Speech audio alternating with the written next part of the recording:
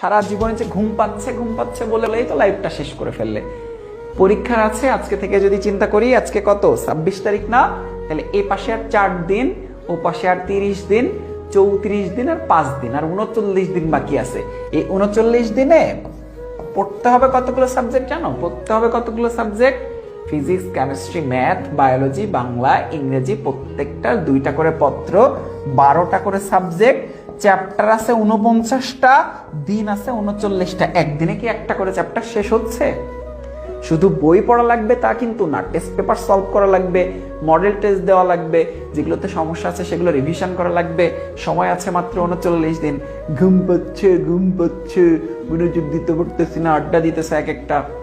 এরকম করে করে লাইফটা যখন শেষ হয়ে যাবে, তখন যখন এইচএসসি রেজাল্ট খারাপ হবে, বুয়েটের রেজাল্ট দিবে, মেডিকেলের রেজাল্ট দিবে, ঢাকা ইউনিভার্সিটির রেজাল্ট দিবে, কোথাও চান্স হচ্ছে না, আমার কপালটাই খারাপ, আমার সাথেই শুধু সবসময় এরকম কেন হয়, মানে সবসময় আমার সাথেই কেন, আল্লাহ বারবার আমার সাথেই কেন?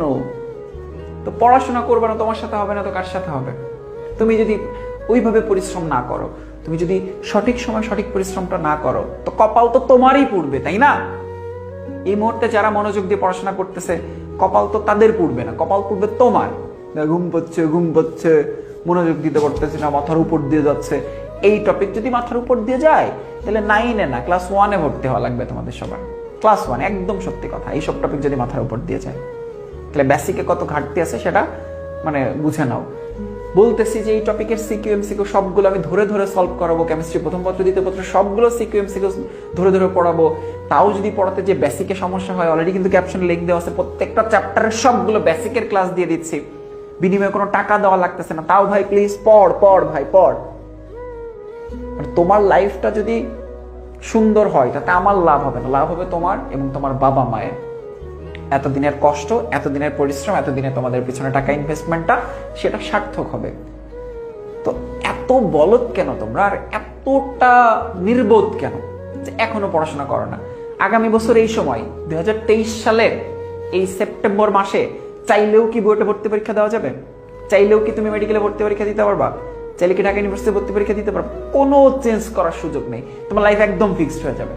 আগামী বছর এই সময় লাইফ টোটালি ফিক্সড, আর কোনো চেঞ্জের কোনো সুযোগ নাই। চাইলেও তুমি এইখানে ওইখানে তোমার নামের আগে ইঞ্জিনিয়ার শব্দটা যুক্ত করতে পারবা না, নামের আগে ডক্টর শব্দটা যুক্ত করতে পারবা না।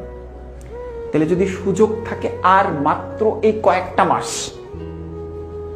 তাহলে কেন এখনো আমি পরিশ্রম করতেছি না? খুব কঠিন হবে কিন্তু 39 দিন 49টা চ্যাপ্টার, 12টা সাবজেক্ট রিভিশন দেওয়া অনেক কঠিন। অথচ আমরা এত ডেডিকেটেডলি ক্লাসগুলো নিচ্ছি, সেই ক্লাসগুলোতে তোমরা অংশগ্রহণ করো না। সফলতা তোমাদের জন্য না, সবাই তোমাদের জন্য এত এত দোয়া করতেছে, তুমি পরিশ্রম না করলে সে দোয়া কবুল হয়ে তুমি একদম ডিএমসিতে ফার্স্ট হয়ে যাবা, এত সহজ না। লাইফ আসলে এত সহজ না। সো পরিশ্রম করো।